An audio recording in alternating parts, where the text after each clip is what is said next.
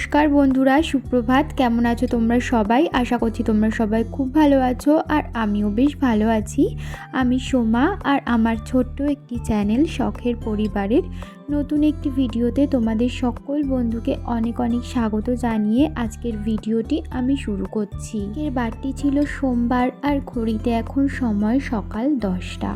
ঘুম থেকে আজকে উঠেছি ওই 7টা নাগাদ। ঘুম থেকে উঠে রোজকার দিনের মতো বাসি কাজকর্ম সেরে স্নান দান কমপ্লিট করে আমি কিন্তু পুজোও করে ফেলেছি। আর পুজো দিতে দিতেই আমার ছেলেও ঘুম থেকে যেহেতু উঠে পড়েছিল, তাই ওকে খাইয়ে দাইয়ে ফ্রেশ করিয়ে রেখে তারপরে এসেছি আমি বাসি বিছানাটা তুলতে।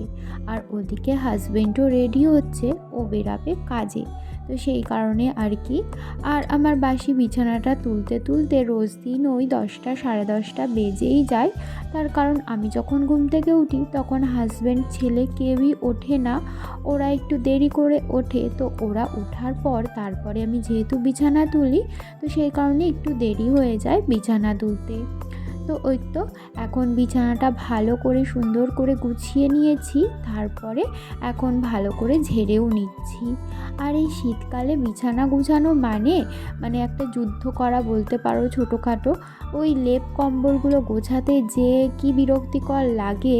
ওই মোটা যেই লেপটা রয়েছে ওটাতে তো ওয়ার ভরা, তো রাত্রেবেলা যখন শুই ওয়ার একদিকে চলে যায় আর লেপ একদিকে চলে যায়। তো সকালবেলা উঠে সেইগুলো ঠিকঠাক করে ভাঁজ করতে একটা বিরক্তিকর লাগে। আবার ওয়্যার না লাগালে না লেপগুলো নোংরা হয়ে যায়। আর যেহেতু ওটা ডবল কম্বল, তো ওই কম্বলটা একবার নোংরা হয়ে গেলে না আর কাচা সম্ভব নয়, অনেকই কষ্ট হবে কাচতে। তো সেই কারণে আমি ওই কম্বলটাতে অন্তত ওয়্যার পরিয়ে রাখি। তোলা হয়ে গেছে, তারপর ঘরটাও না এখন একটু গুছিয়ে নেব। ওই স্ট্যান্ড পাখাটার উপরে এখন আপাতত কয়েকটা জামা কাপড় রাখা থাকে, যেহেতু স্ট্যান্ড ফ্যানটা এখন কাজে লাগে না, গরম পড়লে আবার কাজে লাগবে। তো সেই জামা কাপড়গুলোই একটু অগোছালো হয়েছিল, তাই সমস্তটা একটু গুছিয়ে রাখলাম যাতে দেখতে ভালো লাগে। আর অগোছালো জায়গা আমার একদমই পছন্দ নয়। তারপরে বাক্সের ওপরেও কয়েকটা অগোছালো জামা কাপড় ছিল যেগুলো ভাঁজ করতে হবে, সেগুলোও নামিয়ে নিলাম, ভাঁজ করব একটু বাদে। তার আগে দেখো আমি এই শোকেজের ওপরটাও একটু পরিষ্কার করে নিচ্ছি। পরিষ্কারই আছে, তবুও জিনিসপত্র এদিক ওদিক ছড়িয়ে ছিটিয়ে ছিল, সেগুলোই আর কি ঠিকঠাক করে রাখলাম। তারপরে এসেছি জামা কাপড়গুলো ভাঁজ করতে। এই জামা কাপড়গুলো ভাঁজ করলেই ঘর গোছানো আমার একদমই কমপ্লিট। তারপরে যাব ওপরের কাজকর্ম করতে। এই জামা কাপড়গুলো না কালকে কেচে দিয়েছিলাম। এগুলোতে যেহেতু উজালা দিয়েছিলাম, তো সেই কারণে এগুলো আর রোদ্রে দিইনি, ওই ছাওয়াতেই মেলে দিয়েছিলাম। এগুলো কালকে আর তুলিনি বলতে কি, কালকে তোলার আর সময় পাইনি। আসলে আমি কালকে সারাটা দিন বাইরে ছিলাম, একটা জায়গায় গেছিলাম বলতে পারো। আমার মামা মারা গেছে, বড় মামা, তো ওনার শ্রাদ্ধ ছিল কালকে, তো সেই জন্য সেখানেই গেছিলাম। তো ওখানে গিয়ে না আমি আর কোনো ভিডিও বানাইনি। ওখানে গিয়ে আর কি ভিডিও বানাবো বলো, তো তোমাদের সাথে সেই জন্য আর শেয়ার করিনি। আর সবারই ওখানে মন মেজাজ খারাপ ছিল, সেখানে গিয়ে আর আমার মনে হয় না ভিডিও বানানোটা একটা রুচিজনক মনে হবে। তো সেই কারণে আর কি কালকে কোনো রকম আমি ব্লগও বানাই। বাড়ি আসতে আসতে অনেকটাই রাত হয়ে গেছিলো, তখন আর জামা কাপড়গুলো ভাঁজ করতে একদমই ভালো লাগছিল না। তো সেই কারণে জামা কাপড়গুলো রেখে দিয়েছিলাম, সেগুলোই এখন সকালবেলা নিয়ে বসলাম ভাঁজ করতে। ভাঁজ করাও হয়ে গেছে, এখন সমস্তটা জায়গায় রেখে দিয়েছি। ব্যাস আমার ঘর গোছানো কমপ্লিট। তারপরে চলে এসেছি ওপরে রান্নাঘরে। শাশুড়ি মা তো সকাল সকাল রান্না বান্না করে রেখে গেছেন। চলো তোমাদেরকে দেখিয়ে দিই কী রান্না করেছে আজকে। এই গামলাতে রয়েছে ভাত, আর হাঁড়িতেও কিছুটা ভাত রয়েছে। আর এই বাটিটাতে রয়েছে শুকনার তরকারি, ভোলা মাছ দিয়ে করেছে আমার শাশুড়ি মা। এরকম ভোলা মাছ দিয়ে এই শুকনো একটা তরকারি রান্না করে, যেটা খেতে বেশ ভালোই লাগে ডাল দিয়ে। আর এখানে করেছে রুই মাছের মাথা দিয়ে মুগ ডাল। এটা আমার হাজব্যান্ড অনেক দিন ধরে খেতে চাইছিল, তো মাথাও এনে রেখেছিল অনেক দিন ধরে, কিন্তু বানানোই হচ্ছিল না। আমার শাশুড়ি মা বানিয়ে দিয়েছেন মুগ মুগ ডাল মানে মাছের মাথা দিয়ে, বেশ কিন্তু ভালো লাগে খেতে। আর এই বাটিটাতে রয়েছে কালকের কিছু ভাত, আর এর নিচের বাটিটাতে রয়েছে মাছ ভাজা।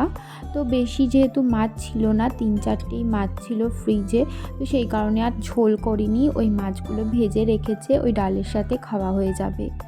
আর এই হাঁড়িটাতে রয়েছে তো আমার ছেলের দুধ, আর এর নিচে রয়েছে পিঠে। সংক্রান্তির দিন আমার শাশুড়িমা বাড়িতে কাচি পোড়া পিঠে দুধে ভিজিয়েছিল, তারই কিছুটা পিঠে রয়ে গেছে।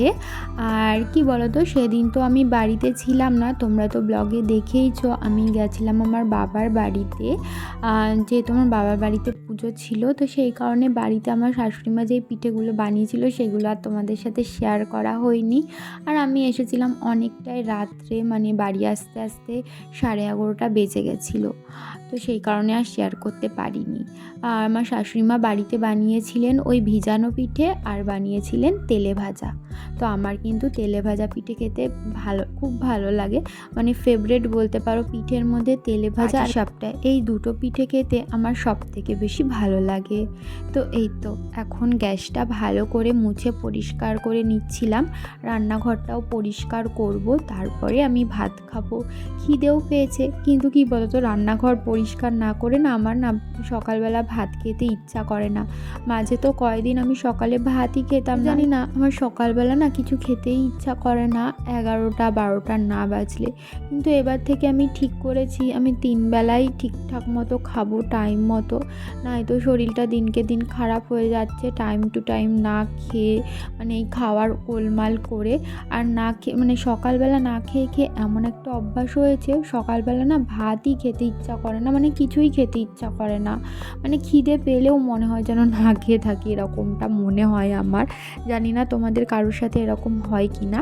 তো যাই হোক, আমি কিন্তু সকালবেলা অল্প করে ভাত খেয়ে নিয়েছি, আর তারপরে চলে এসেছি বাসন কোসন মাজতে। আজকে বেশ অনেকটা বাসন হয়েছিল, রান্নাবান্নার বাসন, তারপর খাওয়া দাওয়ার পরও অনেক বাসন বেরিয়েছে, সব মিলিয়ে বেশ কিছুটা বাসন।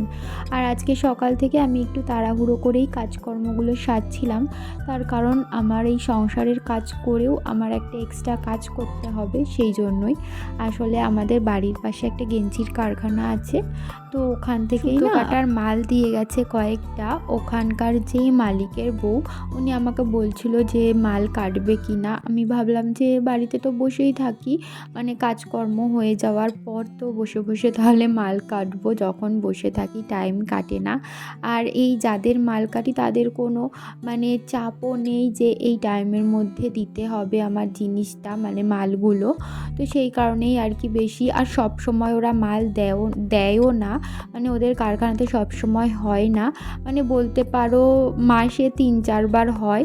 তো সেই কারণে আর কি আমি ভাবলাম যে যখন কোনো চাপ নেই, তো সংসারের কাজকর্ম করেও আমি করতে পারবো, তো সেই জন্যই আমি ভাবলাম যে অল্প অল্প করে দিক টুকটুক করে।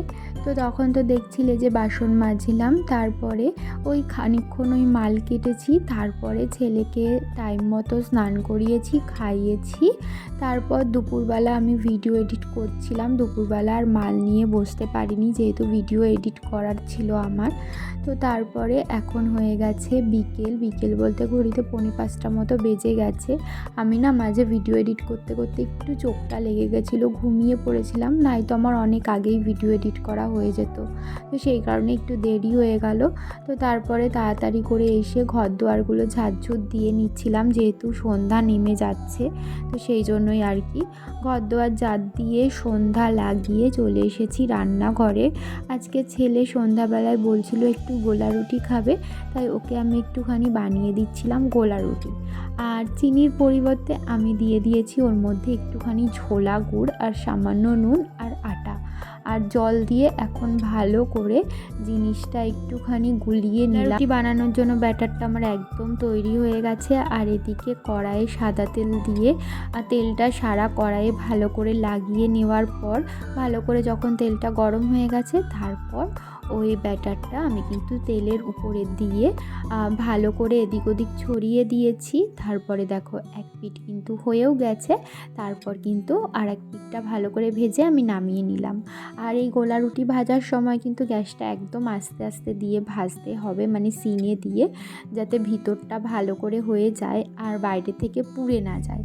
তো সেই কারণে এই দেখো ছেলের আবদারেই মাঝে মাঝে সন্ধ্যাবেলা এটা ওটাকে বানিয়ে দিতে হয়। তার কারণ এখন না ও যেহেতু বড় হচ্ছে, তো সেই কারণে দুধ সুজি মানে দুধের আইটেমও খেতে চায় না, একটু মুখরোচক খাবার করে দিলে ও ভালো খায়। আর গোলা রুটি বানিয়ে দিলেই ওকে চোখ নাক মুখ বানিয়ে দিতে হবে। একদিন গোলা রুটির উপরে সস দিয়ে আমি চোখ নাক মুখ বানিয়ে দিয়েছিলাম তারপরের থেকে। তো আজকে না বাড়িতে সস ছিল না, এবার ও বলছে আমাকে চোখ নাক মুখ বানিয়ে দাও, কী করব। তাই ঝোলা গুড় দিয়েই ভাবছিলাম চোখ নাক মুখ বানিয়ে দেবো। এদিকে বানাতে গিয়ে দেখলাম ঝোলা গুড়টা গলে গলে নিচে পড়ে গিয়ে আর চোখ নাক মুখ তো হলো না। যাই হোক কিছু একটা হয়েছে, সেটা দিয়েই ছেলেকে সন্তুষ্ট করলাম। ওকে খাইয়ে ওকে খানিকক্ষণ পড়াচ্ছিলাম। আর এখন ঘড়িতে ওই 7:30 মতো বেজে গেছে। আমি চলে এসেছি রান্নাঘরে রাতের রান্না করতে। আমাদের কিন্তু সকালে আর রাত্রে 2 বেলা রান্না করতে হয়। তো এই তো আজকে রাত্রে আমি রান্না করছি ছিম দিয়ে আলু দিয়ে তরকারি, আর ওদিকে তো ভাত বসিয়ে দিয়েছি। আলুটা একটুখানি ভেজে ভেজে নিলাম, আর ওদিকে আমি ছিম আলুতে যেই মশলাটা দেবো আর কি, মানে আদা আর জিরে, সেটাই শিলনোড়ায় বেটে নিচ্ছিলাম। আলুটা ভালো করে ভাজার পর ছিমগুলোও আমি কিন্তু দিয়ে এখন দিয়ে দিচ্ছি পরিমাণ মতো নুন আর হলুদ। পরিমাণ মতো বললে ভুল হবে, সামান্য নুন আর সামান্য হলুদ দিয়েছিলাম। তারপর যখন তরকারি করব তখন ওর মধ্যে তো আবার দেবো নুন হলুদ, তো সেই কারণে আর কি।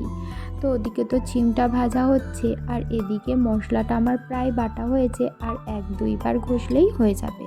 তো এই তো মশলাটা হয়ে গেছে, আর এদিকে দেখো ছিম ভাজাটাও কিন্তু আমার হয়ে গেছে, বেশি ভাজিনি, একদম হালকা করে ভেজে নিয়েছি। ছিমটা ভাজা হয়ে গেলে ছিমগুলো তুলে নিচ্ছি। তারপরে কড়াইয়ে দিয়ে দিয়েছি পরিমাণ মতো তেল, একদম অল্প করেই তেল দিয়েছি, বেশি তেল দিইনি। তো তারপরে আমি ফোড়নে দিয়ে দিলাম রাঁধুনি। ছিমের তরকারিতে দেখবে রাঁধুনি ফোড়ন দিলে বেশ ভালো লাগে খেতে। তো তারপরে বেটে রাখা আদা আর জিরেটা আমি কিন্তু দিয়ে দিলাম, আর দিয়ে দিলাম বড়ি। আগের দিন আমাদের বাড়িতে গেছিলাম, মানে ওই পৌষ পার্বণের দিন, তো সেদিন না মা কয়েকটা বড়ি পাঠিয়ে দিয়েছে। আর আমার না বড়ি খেতে খুব ভালো লাগে, এই বাড়িতে বানানো বড়ি, কেনা বড়ি খেতে আমার একদম ভালো লাগে না। তো এই তো ভাবলাম যে আজকে ছিম আলুর তরকারিতে একটু বড়ি দিই। বড়ি দিয়ে মশলাটা ভালো করে কষিয়ে আগে থেকে ভেজে রাখা ছিম আর আলুটা দিয়ে মশলার সঙ্গে এখন সমস্তটা ভালো করে কিন্তু আমি কষিয়ে নেব। তরকারিটা কষাতে কষাতে আমার কিন্তু এদিকে ভাতও হয়ে গেছে, তাই ভাতটা এখন উবুর দিয়ে দেবো। বন্ধুরা, তোমরা যারা এই পর্যন্ত আমার ভিডিওটি দেখলে তোমাদেরকে জানাচ্ছি অসংখ্য ধন্যবাদ আমার ভিডিও দেখবার জন্য। আর আমার ভিডিও যদি তোমাদের কোথাও ভালো লেগে থাকে, ভিডিওতে একটি লাইক করতে পারো আর কমেন্ট করে জানাতে পারো আমার ভিডিও তোমাদের কেমন লাগছে। দেখো এদিকে তরকারিটা কিন্তু আমার একদমই কষানো হয়ে গেছিলো, তাই পরিমাণ মতো জল দিয়ে এখন কিন্তু ঢাকা দিয়ে দিয়েছিলাম। তরকারি হতে হতে ওদিকে আমি রান্নাঘরটাও পরিষ্কার করে নিয়েছি, আর এদিকে তরকারিটাও টকটক করে ফুটে উঠেছে। নামানোর আগে দিয়ে দিয়েছি ধনে পাতা, আর দিয়ে দেবো সামান্য চিনি। ঝোলা শোকাবো না, ওপর দিয়ে খাওয়া দাওয়া করে ছেলেকে খাইয়ে চলে এসেছি নিচে, আর নিচে এসে ছেলেকে জামা প্যান্ট পাল্টিয়ে বিছানা করে শুইয়ে দিয়েছি, কারণ এখন অনেকটাই রাত হয়ে গেছে। তো বন্ধুরা, ঘড়িতে এখন বেজে গেছে রাত 11:30। ওপর থেকেই একটু আগেই নিচে আসলাম খাওয়া দাওয়া করে, আর ছেলেকে শুইয়ে দিয়েছি বিছানা করে। এখনও মশারিটা টাঙাইনি, টাঙাবো। তার আগে ভাবলাম তোমাদের সাথে ভিডিওটা এখানেই শেয়ার করে দিই। তাহলে চলো বন্ধুরা, আজকের মতো ভিডিওটা এই পর্যন্তই রাখছি। তোমাদের সাথে আবারও দেখা হবে খুব তাড়াতাড়ি নতুন একটি ভিডিওর সাথে। ততক্ষণের জন্য তোমরা ভালো থেকো, সুস্থ থেকো, আর আমার এই ছোট্ট চ্যানেলটির পাশে থেকে আমাকে একটু সাপোর্ট করো, যাতে আমি অনেকটা দূর তোমাদের ভালোবাসা নিয়ে এগিয়ে যেতে পারি। তাহলে আজকের মতো এখানেই টাটা, শুভরাত্রি।